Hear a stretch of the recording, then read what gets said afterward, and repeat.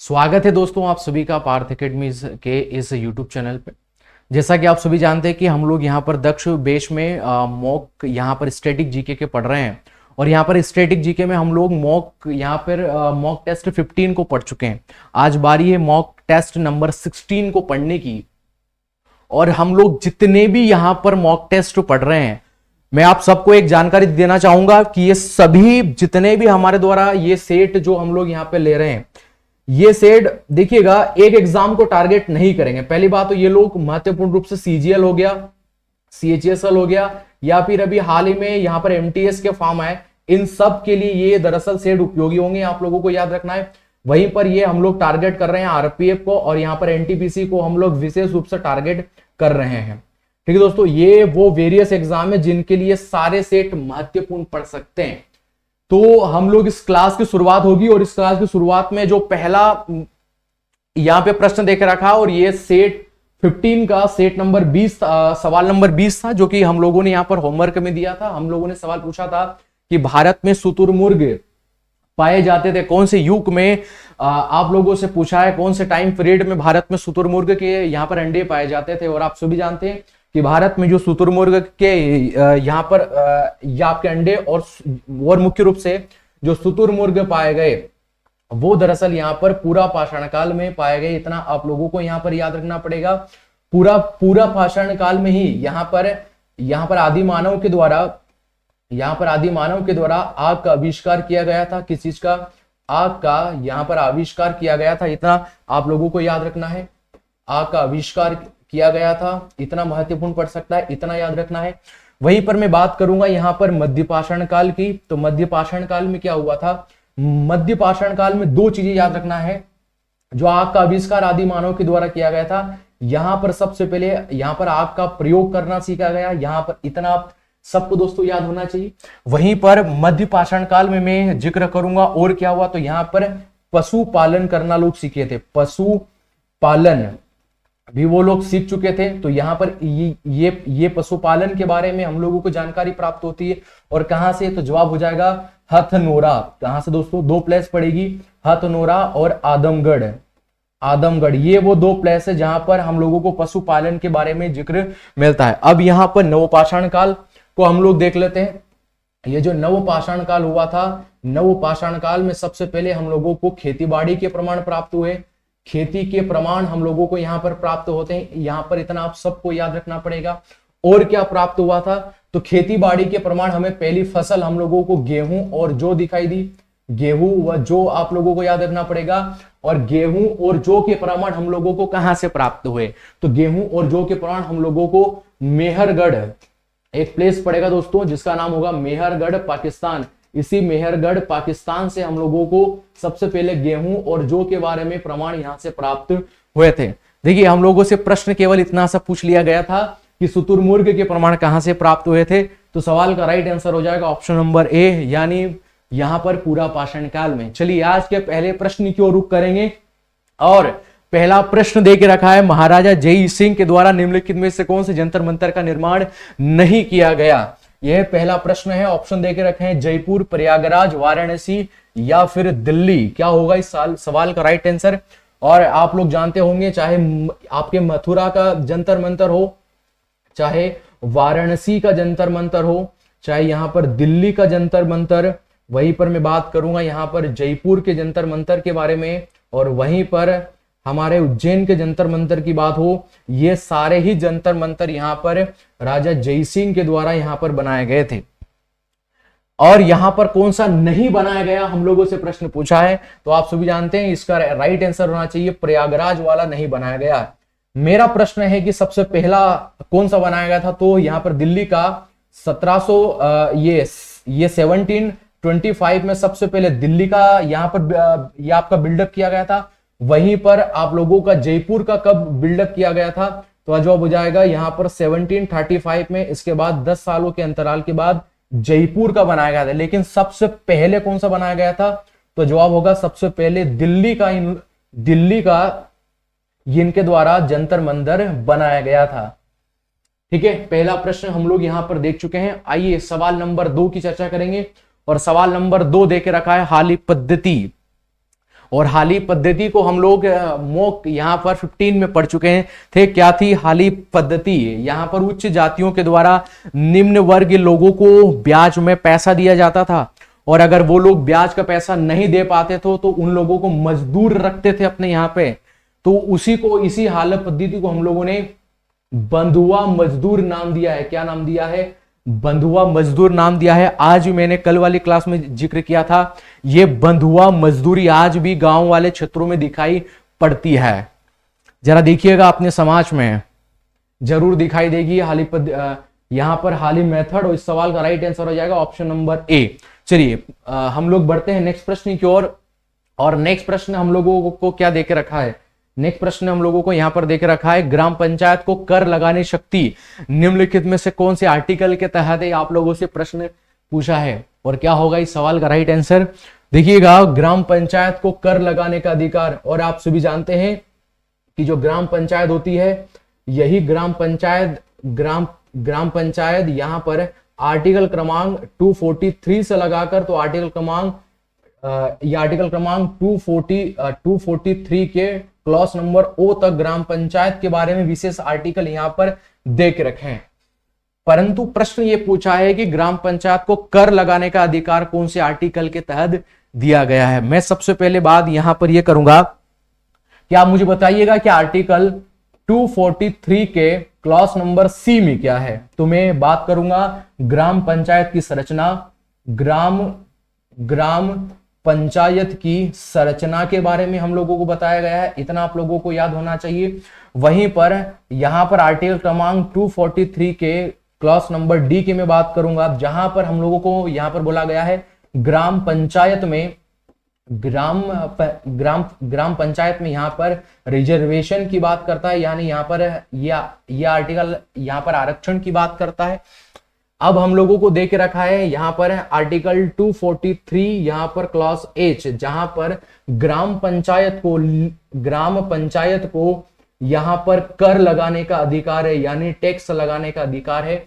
इतना आप सबको याद रहना चाहिए। और यहां पर बात करेंगे आर्टिकल क्रमांक 243 दे के रखा है, और उसका क्लॉज जी हम लोगों को यहां पर जी दे के रखा है, यानी इसकी हम लोग यहां पर बात कर रहे हैं। इसमें क्या दे के रखा है? ग्राम पंचायत की यहां पर शक्ति का प्राधिकरण, जो ग्राम पंचायत होगा उसी ग्राम पंचायत की शक्ति के प्राधिकरण की यह बात करता है, शक्ति के प्राधिकरण की यह आर्टिकल बात करता है। तो ये सारे आर्टिकल आप लोगों को ग्राम पंचायत से याद होना चाहिए। मेरा एक और प्रश्न है कि ग्राम पंचायत में कुल सब्जेक्ट कितने डाले गए थे? ग्राम पंचायत के अंतर्गत कुल आप लोगों को विषय बताना है, कितने इसके अंदर विषय शामिल किए गए थे। तो आज जॉब होगा 29 सब्जेक्ट इसके अंदर शामिल किए गए हैं। इतना आप सबको यहां पर याद होना चाहिए। चलिए बढ़ते हैं नेक्स्ट प्रश्न की ओर। याद रखिएगा 243 का क्लॉज सी, 243 का यहां पर डी, 243 का एच और 243 का जी, इतना आप सबको यहां पर याद रखना पड़ेगा। चलिए बढ़ते हैं नेक्स्ट प्रश्न की ओर। और नेक्स्ट प्रश्न हम लोगों को यहां पर क्या देके रखा है? देखिएगा, गांधी जी के ने डू और डाई, करो या मरो का जो स्लोगन दिया था, और यही करो या मरो का स्लोगन कब प्रसिद्ध हुआ था और कौन से मूवमेंट में महात्मा गांधी के द्वारा यह स्लोगन दिया गया था? आप लोगों से प्रश्न पूछा है। और आप सभी जानते हैं कि महात्मा गांधी के द्वारा डू और डाई, और मैं बोलना चाहूंगा अब सबके लिए ये साल डू और डाई रहने वाला है, क्योंकि वैकेंसियों का भरमार है और आप चाहते हैं कि सही चीजें आप लोग पढ़े, तो आप जुड़ सकते हैं पार्थ के माध्यम के द्वारा, आप अपना सिलेक्शन निश्चित कर सकते हैं। देखिए मैं बात कर रहा हूं डू और डाई के बारे में, या करो या मरो के बारे में। तो आप लोगों को याद होगा 8 अगस्त, ये डेट याद होना चाहिए, 8 अगस्त यहां पर 1942, 8 अगस्त 1942 में महात्मा गांधी के द्वारा करो या मरो का स्लोगन दिया गया था। और कब दिया गया था? जवाब होगा भारत छोड़ो मूवमेंट इनके द्वारा किया गया था, भारत छोड़ो आंदोलन। और यही भारत छोड़ो आंदोलन था जिनके समय महात्मा गांधी के द्वारा करो या मरो का स्लोगन दिया गया था। इतना आप सबको महात्मा गांधी के बारे में याद होगा। अब मेरा प्रश्न यह है कि महात्मा गांधी जी ने यहां पर 1894 में कौन से आश्रम की स्थापना की थी?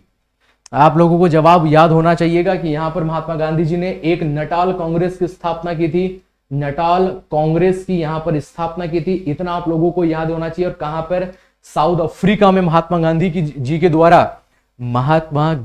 द्वारा यहां पर स्थापना की गई थी। मैं बात करूंगा कि 1903 में महात्मा गांधी जी के द्वारा एक पेपर का प्रकाशन किया गया था जिसका नाम था यहां पर यह आप लोगों का इंडियन या आपका ओपिनियन पेपर आप लोगों को याद रखना पड़ेगा। वहीं पर यहां पर 1904 में महात्मा गांधी जी के द्वारा क्या किया गया था साउथ अफ्रीका में, आप लोगों को याद होना चाहिए। तो जवाब क्या हो जाएगा कि महात्मा गांधी जी के द्वारा 1904 में यहां पर फिनोक्स आश्रम, कौन सा आश्रम, फिनोक्स आश्रम की यहां पर स्थापना की गई थी। इतना आप लोगों को यहां पर याद रखना पड़ेगा। और महात्मा गांधी जी ने साउथ अफ्रीका में पहली बार अपना सत्याग्रह 1906 में अब सबसे पहले प्रारंभ किया गया था, आप लोग याद रखेंगे। यानी महात्मा गांधी जी के द्वारा यहां पर अपना पहला सत्याग्रह प्रारंभ किया गया था, इतना आप सबको यहां पर याद रखना पड़ेगा। और यहां पर 1915 में यहां पर 15 में महात्मा गांधी जी को कौन सा टाइटल दिया गया था, जल्दी से आप लोगों का जवाब मैं चाहूंगा। यानी 1915 में ब्रिटिश लोगों के द्वारा महात्मा गांधी जी को कौन सा सम्मान दिया था, तो आप लोगों को याद रखना पड़ेगा केसर हिंद, कौन सा पुरस्कार दिया गया था, एक टाइटल दिया गया था केसर ए हिंद। इतना महात्मा गांधी जी के बारे में की पॉइंट आप लोगों को याद होना चाहिए। बाद में हम लोग देख लेंगे कि चंपारण मूवमेंट हम लोग देखेंगे, खेड़ा सत्याग्रह को हम लोग देखेंगे, यहाँ पर खिलाफत मूवमेंट को देखेंगे, हरिजन सेवा संघ को हम लोग देखेंगे, यहाँ पर भारत छोड़ो मूवमेंट को हम लोग देखने वाले हैं। तो सबको हम लोग डिटेल में देखने वाले कि लेकिन की पॉइंट हम लोगों को अभी तो महात्मा गांधी के बारे में इतना हम सबको यहाँ पर याद होना चाहिए। चलिए, सवाल पूछा था डू और डाई, तो जवाब हो जाएगा 8 अगस्त 1942 को ग्वालियर टैंक, आप लोगों को याद होगा। चलिए बढ़ते हैं नेक्स्ट प्रश्न की ओर। नेक्स्ट प्रश्न हम लोगों को यहाँ पे देखा है, दीपिका कुमारी निम्नलिखित में से कौन से खेल से संबंधित है। दीपिका जी के बारे में पूछा है और आप सभी जानते हैं कि यह तीरंदाजी संबंधित है। कौन से खेल संबंधित है, तीरंदाजी से। यानी राइट आंसर क्या हो जाएगा, ऑप्शन नंबर सी यहाँ पर बिल्कुल क्या होगा, राइट आंसर हमारा यहाँ पर पड़ेगा। चलिए नेक्स्ट प्रश्न की ओर बढ़ते हैं, ये रही दीपिका कुमारी। और अगला प्रश्न हम लोगों को देकर रखा है, रऊफ और हकीकत बेसिकली फोल्क डांस है, और रऊफ और यहां पर हकीकत जो दे के रखा है हिकत, मैं माफी चाहूंगा, हिकत जो फोल्क डांस है ये भारत के कौन से राज्य में फेमस है या किए जाते हैं, आप लोगों को जवाब यहां पर देना है। यहां पर रऊफ और हिकत के बारे में हम लोगों से पूछा है और आप लोगों को याद होगा कि यहां पर यदि मैं बात करूंगा रऊफ के बारे में या बात करूंगा यहां पर हिकत के बारे में, यदि मैं बात करूंगा यहां पर नवरेह के बारे में, किसके बारे में, नवरे या हफीजा में। देखिए ये आप लोगों को याद रखना है, ज्यादातर इंपॉर्टेंट पड़ता है हफीजा, आप लोग याद करेंगे हफीजा के बारे में। और आप लोगों को याद रखना है मदजाल, क्या आप लोग कौन सा फोल्क डांस याद करोगे, मदजाल। तो ये फेमस फोल्क डांस, एक रऊफ आप लोगों को याद होना चाहिए, एक हिकत याद होना चाहिए, नवरे याद होना चाहिए, नवरे और एक मतजाल फोल्क डांस आप लोगों को याद होना चाहिएगा। और ये सारे ही फोल्क डांस है कहां पर किए जाते हैं, तो जवाब हो जाएगा JNK, जम्मू एंड कश्मीर में इन सबको किया जाएगा। यानी ऑप्शन नंबर बी क्या होगा इस सवाल का बिल्कुल राइट आंसर यहां पर होना चाहिए। चलिए दोस्तों बढ़ते हैं नेक्स्ट प्रश्न की ओर। और नेक्स्ट प्रश्न हम लोगों को यहां पर दे के रखा है, देखिएगा क्या दे के रखा है, हम लोगों को दे के रखा है, ये रहा रऊफ और हिकत, दो फोल्क डांस आप लोगों को याद रखना है। और अगला जो सवाल दे के रखा है, भारतीय संविधान में यहां पर एक वर्ड आप लोगों को याद रखना है, अर्ध संघात्मक सरकार का स्वरूप है संविधान में हम लोगों ने कहां से स्वीकार किया है, ठीक है। तो इस अर्ध संघात्मक के बारे में आप लोगों को याद रखना है, यानी संघीय सरकार, यानी भारत में दो तरीके की सरकार होगी, एक केंद्र सरकार सेंट्रल गवर्नमेंट या स्टेट गवर्नमेंट राज्य सरकार की यह बात करता है। और इन दोनों गवर्नमेंट में से सरकार में से सबसे ज्यादा शक्तिशाली कौन रहेगी, तो जवाब हो जाएगा सेंट्रल यहां पर गवर्नमेंट यानी केंद्र सरकार। और ये प्रावधान भारत ने कहां से लिए, तो जवाब हो जाएगा कनाडा के संविधान से हम लोगों ने इसको स्वीकार किया है। अब मेरा आप लोगों से प्रश्न है कि आप मुझे बताइएगा कि भारत ने लोकपाल का विचार, कौन सा विचार, लोकपाल का विचार भारत ने किस देश से लिया है? लोकपाल का आप लोगों को बताना है, लोकपाल का विचार भारत ने किस देश से लिया है? क्या जवाब होगा यदि प्रश्न पूछ लिया जाए? वैसे हम लोग पढ़ते हैं कि भारत ने वाइस प्रेसिडेंट का पोस्ट कहां से लिया है, प्रेसिडेंट की पोस्ट कहां हम लोगों ने कहां से लिया है, या महाभियोग की प्रक्रिया हम लोगों ने कहां से लिया है, डीपीएसपी हम लोगों ने कहां से स्वीकार किए। ये ऑलमोस्ट हम लोग चीजें पढ़ते हैं लेकिन नहीं पढ़ते हैं। तो चलो बताइए क्या नहीं पढ़ते हैं? लोकपाल का विचार कहां से लिया हम लोगों ने? तो जवाब हो जाएगा स्वीडन देश से हम लोगों ने लोकपाल का यहां पर विचार लिया है। वहीं पर यहां पर स्वतंत्रता, यहां पर स्वतंत्रता, यहां पर शब्द, ये स्वतंत्रता हम लोगों ने कहां से स्वीकार किया है आप लोगों को बताना पड़ेगा। स्वतंत्रता हम लोगों ने कहां से लिया है? स्वतंत्रता व एक और शब्द पड़ेगा, स्वतंत्रता और बंधुत्व, स्वतंत्रता और बंधुत्व हम लोगों ने ये कहां से लिया है? तो जवाब होगा फ्रांस से। हम लोगों ने नीति निर्देशक तत्व कहां से लिए गए? नीति निर्देशक तत्व, तो नीति निर्देशक तत्व के बारे में पूछेगा कि हम लोगों ने कहां से लिए, तो जवाब हो जाएगा सर ये हम लोगों ने नीति निर्देशक तत्व ये हम लोगों ने आयरलैंड के संविधान से लिए। कहां से लिए हैं? आयरलैंड के हम लोगों ने संविधान से हम लोगों ने लिए हैं। इतना आप लोगों को याद होना चाहिए। ये प्रमुख रूप से आप लोगों को 3 याद होना चाहिए। वहीं पर महाभियोग की प्रक्रिया, राष्ट्रपति के खिलाफ हम लोग महाभियोग की प्रक्रिया चलाते हैं। तो ये जो महाभियोग की प्रक्रिया है ये कौन से देश से लिया है? तो जवाब हो जाएगा यूएसए से हम लोगों ने लिया है।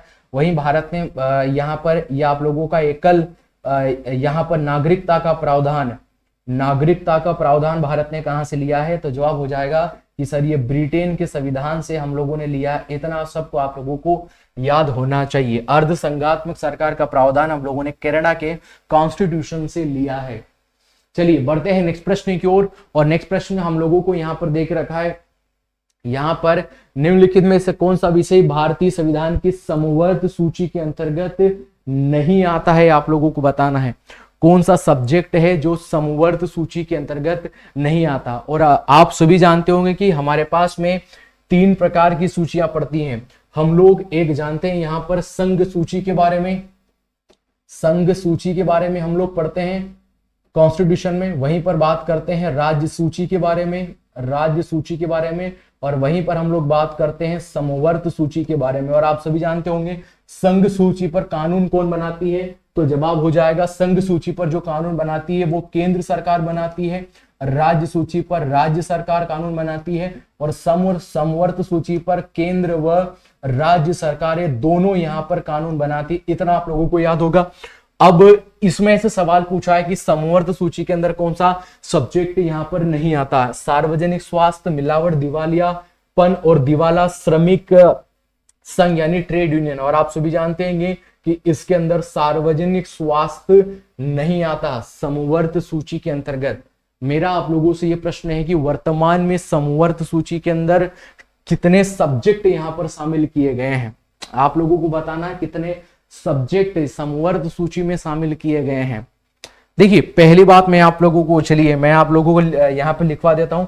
देखिए एक भारत शासन एक्ट आया था, भारत शासन एक्ट, और ये भारत शासन एक्ट 1935 का था, जिसमें हमारे पास में संघ सूची, राज्य सूची और समवर्त ये हमारे पास में सूची हुआ करती थी। और वहीं पर मैं जिक्र कर रहा हूं आप सभी के सामने मूल संविधान का। आप लोगों को याद रखना है मूल संविधान में कितनी संघ सूची वगैरह हुआ करती थी। और वहीं पर मैं आज वर्तमान की बात करूंगा। कहां की बात करूंगा?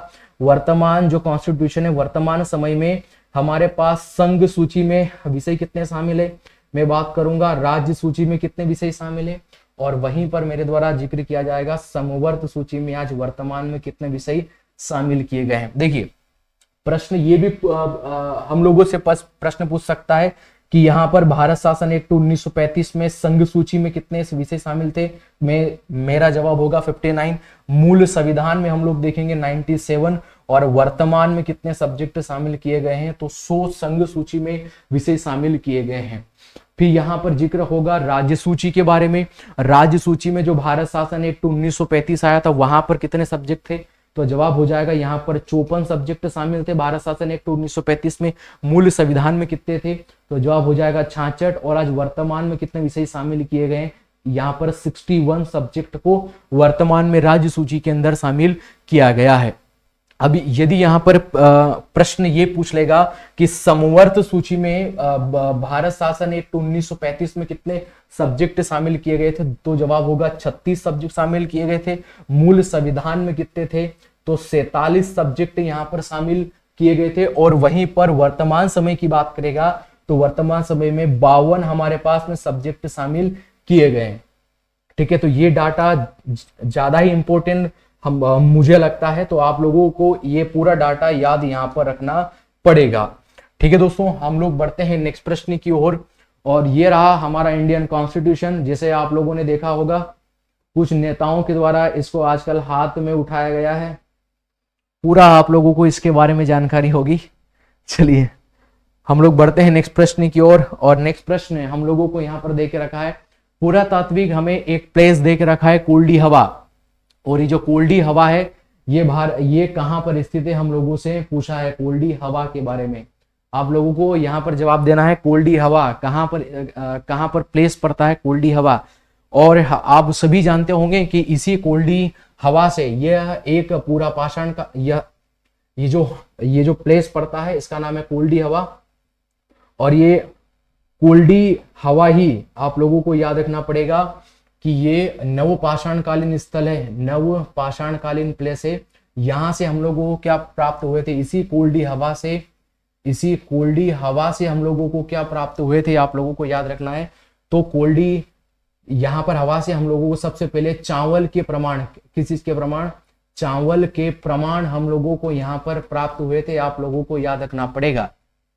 और यहीं पर नवपाषाण काल में स्थित हमारे पास में एक मेहरगढ़ है, और मेहरगढ़ से हम लोगों को गेहूं और जौ, तो जवाब हो जाएगा गेहूं व जौ के हम लोगों को सबसे पहले प्रमाण यहीं से प्राप्त हुए थे मेहरगढ़। और मेहरगढ़ कहां पर पड़ेगा, तो जवाब हो जाएगा पाकिस्तान का जो यहाँ पर पाकिस्तान के जो बलूचिस्तान प्रांत है वहां पर हम लोगों को मेहरगढ़ दिखाई पड़ता है।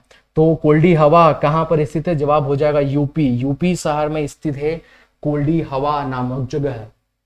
चलिए बढ़ते हैं नेक्स्ट प्रश्न की ओर। और 10वां प्रश्न हमारे सामने ये रहा, और श्रीलंका पर विजय प्राप्त यहां पर होने वाला पहला शासक, यानी चोल वंश का पहला शासक आप लोगों से नाम पूछा है। यानी चोल वंश का पहला शासक जिसने कहां पर पूरी जीत प्राप्त की थी, तो श्रीलंका पर। श्रीलंका को जीतने वाला पहला चोल शासक के बारे में आप लोगों को दे के रखा है, और 4 ऑप्शन दे के रखा है, विक्रम चोल, राजेंद्र द्वितीय, राजेंद्र प्रथम, या यहां पर ऑप्शन नंबर ए इस सवाल का राइट आंसर होगा। देखिए तो इस सवाल का राइट आंसर क्या होना चाहिए, ऑप्शन नंबर बी यानी राजेंद्र प्रथम।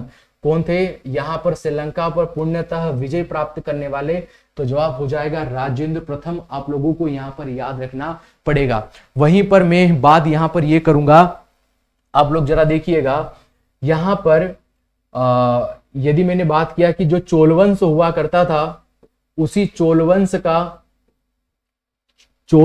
का संस्थापक कौन हुआ। यदि मैंने प्रश्न पूछा कि चोलवंश का संस्थापक कौन हुआ करता था, तो जवाब हो जाएगा विजय वालई। कौन हुआ करता था, विजय वालई चोल वंश का संस्थापक हुआ करता था। वहीं पर चोल वंश में एक शासक हुआ करता था, आप लोगों को याद रखना है, राजराज प्रथम। और यहाँ पर प्रथम ने क्या किया था, जो श्रीलंका पड़ता है, श्रीलंका के नॉर्थ पार्ट को जीता था। पूर्णतः श्रीलंका को नहीं जीता था, केवल नॉर्थ पार्ट को यहाँ पर जीत लिया था। यानी यहाँ पर उत्तरी श्रीलंका को इसके द्वारा जीता गया था, उत्तरी श्रीलंका को यहाँ पर जीता गया था, आप लोगों को याद रखना पड़ेगा। वहीं पर मेरा जिक्र अब ये होगा कि यहाँ पर जो राजेंद्र प्रथम थे, कौन थे, राजेंद्र प्रथम। राजेंद्र ये प्रथम के द्वारा क्या किया गया था, श्रीलंका को पूर्णतः जीत लिया गया, श्रीलंका को पूर्णतः जीत लिया गया। वहीं पर चोलवंश का लास्ट रूलर कौन रहा, तो आप लोगों का जवाब हो जाएगा राजेंद्र तृतीय। कौन रहा, राजेंद्र तृतीय चोलवंश का अंतिम शासक हुआ। इतना आप लोगों को याद रखना पड़ेगा। और इसी चोल डायनेस्टी से ये नटराजन की मूर्ति भी फेमस है। नटराजन की ये जो मूर्ति है, ये चोल डायनेस्टी को बिलोंग करती है। यहाँ पर इतना आप सबको यहाँ पर याद रखना पड़ेगा। चलिए हम लोग बढ़ते हैं 11वें प्रश्न की ओर, और 11वां प्रश्न हम लोगों को यहाँ पर क्या देके रखा है, सर्वोच्च न्यायालय के मूल क्षेत्राधिकार को किस आर्टिकल में परिभाषित किया गया है। और सर्वोच्च न्यायालय के बारे में आप लोगों से पूछा है कि हमारे पास में यहाँ पर सुप्रीम कोर्ट का जो मूल अधिकार है उसके और कौन से आर्टिकल में उनके मूल अधिकारों को यहाँ पर दिखाया गया है। आर्टिकल 131 में, 137 में, 124 में, या फिर 124 में। यहाँ पर जवाब होगा 134 में।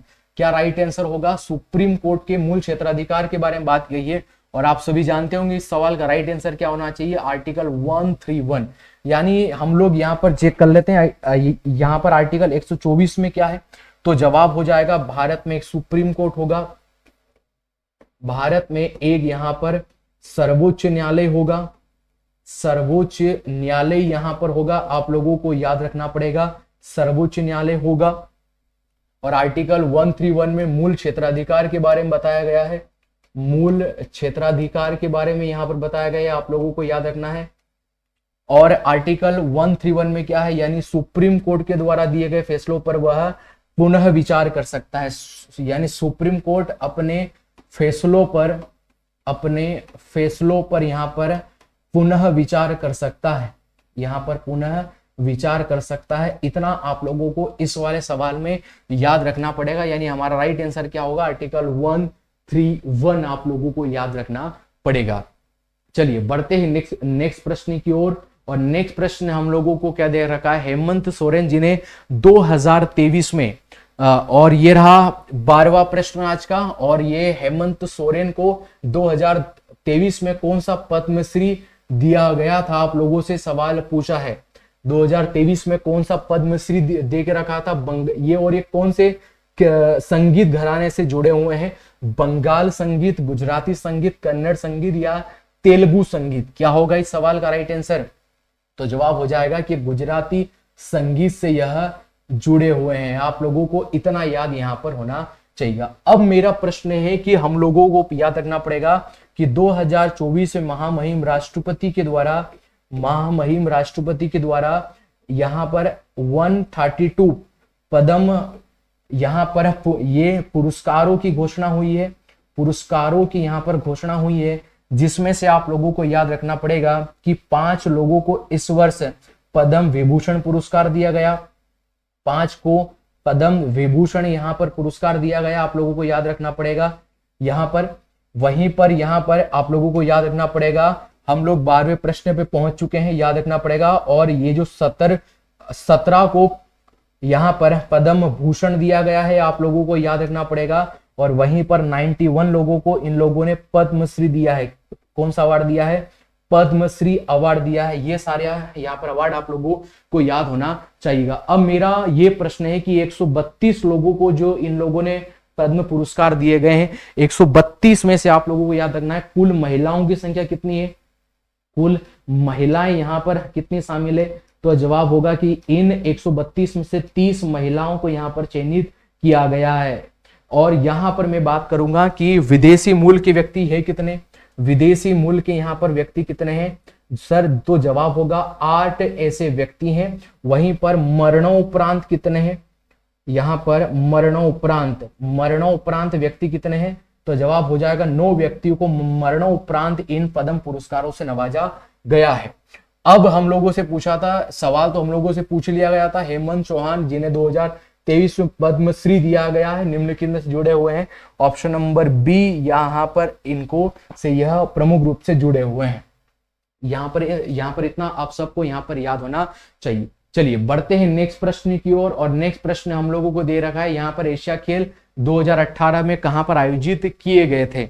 और ये आपके एशियन गेम्स से पूछा है, एशियन गेम्स 2018 में कहां पर आयोजित किए गए थे, आप लोगों को जवाब देना है। क्या होगा इस सवाल का बिल्कुल राइट आंसर, क्या होना चाहिए सवाल का राइट आंसर।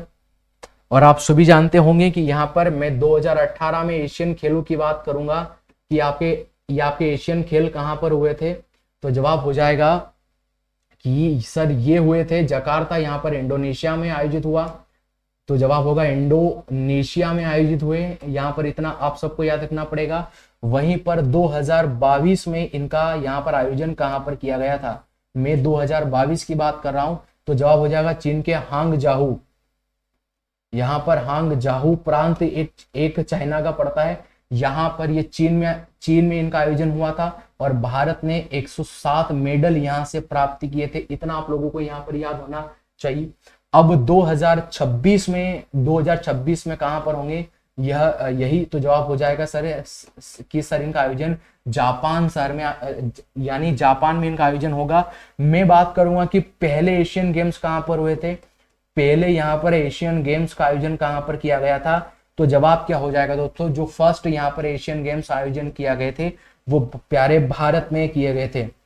भारत में न्यू दिल्ली में इन सब का आयोजन किया गया था और भारत में ये तो फर्स्ट नंबर के थे। इसके बाद आप लोगों को याद रखना पड़ेगा, ऑलमोस्ट डाटा यही है, 9th नंबर के हम लोगों ने या आप लोगों के 1982 में फिर से भारत में या आपके एशियन खेलों का आयोजन किया गया था। एशियन खेलों का आयोजन किया गया था, यानी भारत में 2 बार इनका आयोजन हो चुका है, 1951 में और एक होगा 1982 में इनका आयोजन भारत में हो चुका है। इतना आप लोगों को यहाँ पर याद रखना पड़ेगा। चलिए बढ़ते हैं नेक्स्ट प्रश्न की ओर। और नेक्स्ट प्रश्न हम लोगों को क्या दे के रखा है, नेक्स्ट प्रश्न ये दे रखा है कि बॉक्सिंग प्रतियोगिता में प्रत्येक राउंड के बीच कितने मिनट का जो रेस्ट दिया जाता है वो कितना है, 1 मिनट, 2 मिनट, 3 मिनट या 5 मिनट।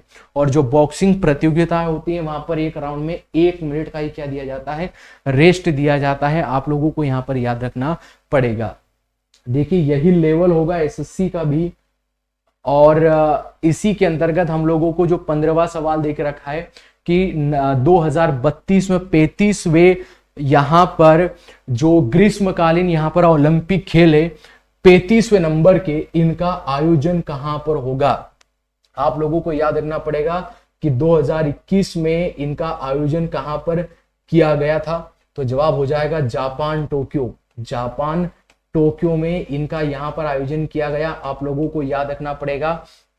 इसके बाद 24 में यहां पर कहां पर किया जाएगा, आप लोगों को याद रखना पड़ेगा। तो जवाब हो जाएगा फ्रांस। पेरिस में इनका ये था 32वें नंबर का था, आप लोगों को याद रखना होगा। ये 33वें नंबर का ओलंपिक गेम्स होगा। जापान फ्रांस में इनका आयोजन किया जाएगा।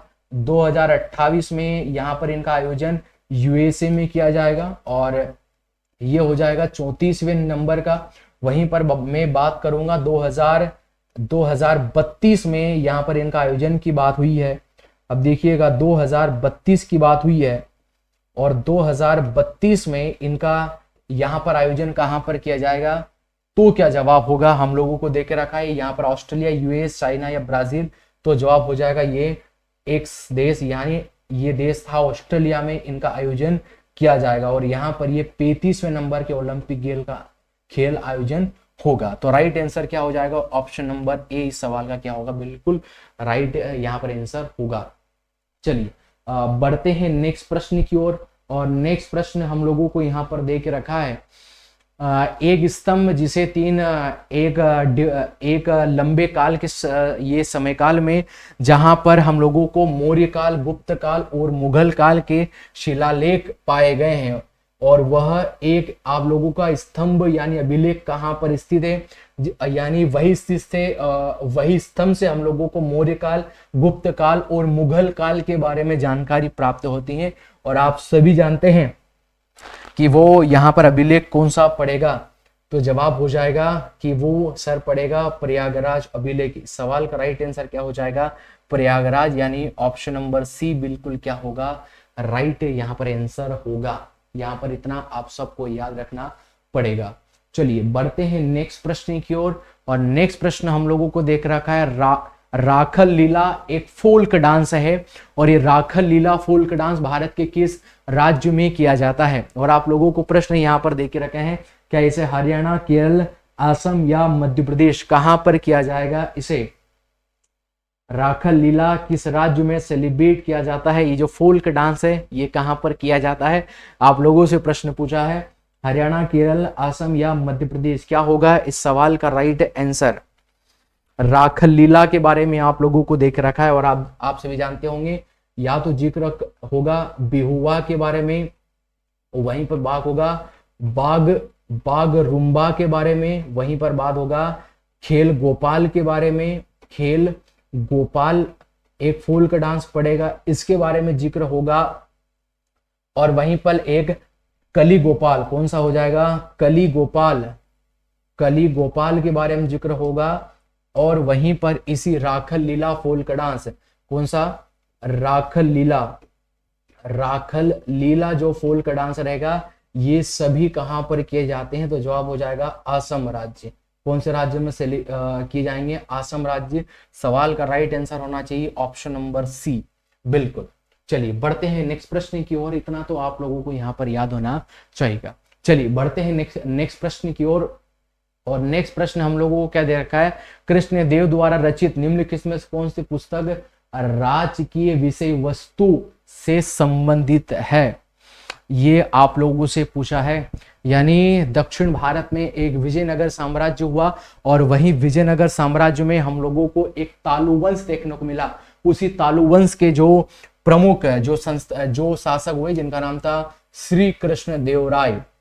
और श्री कृष्ण देव राय के द्वारा जो राज के विषय जो ये आपकी वस्तु पूछी गई है वो कौन सी है, कर्पूर, ये मंजरी, यहाँ पर मुक्त माल्यद, इसे माल्यवाद भी बोलते हैं, या तोलका पीयम, या कादम्बरी, कौन सी वो पुस्तक थी। और आप सभी जानते हैं कि कृष्णदेव राय को आंध्र का पिता, आंध्र का, या इन्हें एक टाइटल दिया गया आंध्र भोज या आंध्र का पितामह, आंध्र का पितामह भी इन्हें बोला जाता है, पितामह भी बोला जाता है। ये दोनों टाइटल इन लोगों को प्राप्त है। वहीं पर एक पुस्तक इनकी प्रसिद्ध हुई अमुक्ता माल्यवाद। और यहाँ पर तोलका पीएम एक, पहले तो इस सवाल का राइट आंसर हो जाएगा ऑप्शन नंबर बी। यहाँ पर तोलका पीएम नामक एक पुस्तक है। इस पुस्तक में हम लोगों को यहाँ पर ये तमिल व्याकरण के बारे में जानकारी मिलती है। तमिल व्याकरण के बारे में हम लोगों को मुख्य रूप से इस पुस्तक से जानकारी प्राप्त होती है, इतना आप लोगों को याद रखना पड़ेगा। और बाणभट्ट की पुस्तक हुआ करती थी कादम्बरी, बाणभट्ट की जो पुस्तक हुआ करती थी कादम्बरी। और कौन सी भाषा में ये लिखी गई है, तो जवाब हो जाएगा संस्कृत लैंग्वेज। कौन सी लैंग्वेज, संस्कृत भाषा में इसको लिखा गया है, इतना आप लोगों को याद होना चाहिए। चलिए बढ़ते हैं नेक्स्ट प्रश्न की ओर। और आज का लास्ट वाला सवाल हो सकता है, मराठा काल में ग्राम प्रशासन की देखभाल वाला जो प्रमुख अधिकारी होता था, उस अधिकारी को हम लोग क्या बोलते थे। और चार ऑप्शन हम लोगों को दे के रखा है, हवलदार, पाटिल, चौधरी या सर देशमुख। यदि आप लोगों ने मराठा डायनेस्टी को पढ़ा है तो आप लोग जानते होंगे कि एक तो ये सरदेशमुख और एक चौथ, ये एक सरदेशमुख और ये चौथ, ये दोनों क्या हुआ करते थे, एक प्रकार के टैक्स हुआ करते थे। आप लोगों को याद रखना पड़ेगा, ऑप्शन नंबर ये हट गया। जो मराठा डायनेस्टी थी वहां पर जो यहाँ पर ग्राम प्रशासन के बारे में बोला गया है, ग्राम प्रशासन के बारे में, तो जिसका प्रमुख अधिकारी कौन हुआ करता था, तो आप लोगों को याद रखना पड़ेगा सर, जिसके अधिकारी को हम लोग पाटिल बोलते थे। क्या बोलते थे, पाटिल। यानी ऑप्शन नंबर बी क्या होगा इस सवाल का राइट आंसर यहां पर होना चाहिएगा। वहीं पर मैं बात करूंगा कि इसी मराठा डायनेस्टी के अंदर जो प्रांत हुआ करते थे, प्रांत का प्रमुख अधिकारी कौन हुआ करता था, प्रांत का प्रमुख अधिकारी कौन हुआ करता था। ऑप्शन हम लोगों को दे के रखा है, यहाँ पर दे के नहीं रखा है, सूबेदार है। आप लोगों को क्या रखना पड़ेगा सर, उसे हम लोग क्या बोलते थे, सूबेदार है, आप लोगों को याद रखना पड़ेगा। वहीं पर परगना, और परगना का मतलब क्या होता था, जो जिलों को बोला जाता था परगना, परगना मतलब यहाँ पर जिले हुआ करते थे, इनका प्रमुख कौन हुआ करता था, तो जवाब हो जाएगा सर देश पांडे। कौन हुआ करता था, देश पांडे। इतना आप लोगों को ये प्रशासनिक रूप से मराठा डायनेस्टी के अंतर्गत आना चाहिए। यानी हमारा सवाल का राइट आंसर क्या हो जाएगा, पाटिल। यहाँ पर क्या होगा, पाटिल, यहाँ पर राइट आंसर होना चाहिए। और आज की क्लास का लास्ट प्रश्न यह है, और यह आप लोगों का होमवर्क है कि जातर और संवार निम्नलिखित में से किस प्रशासनिक प्रणाली से संबंधित है। ये आप लोगों का होमवर्क है, आप लोगों को कमेंट बॉक्स में इसका जवाब देना है कि जात और संवार किससे संबंधित है। और 4 ऑप्शन आप लोगों को देके रखे हैं, जमींदारी प्रणाली, इक्तादारी प्रणाली, या मनसबदारी प्रणाली, या जोतदारी प्रणाली। ठीक है दोस्तों, हम लोग मिलते हैं नेक्स्ट वीडियो में, तब तक के लिए धन्यवाद।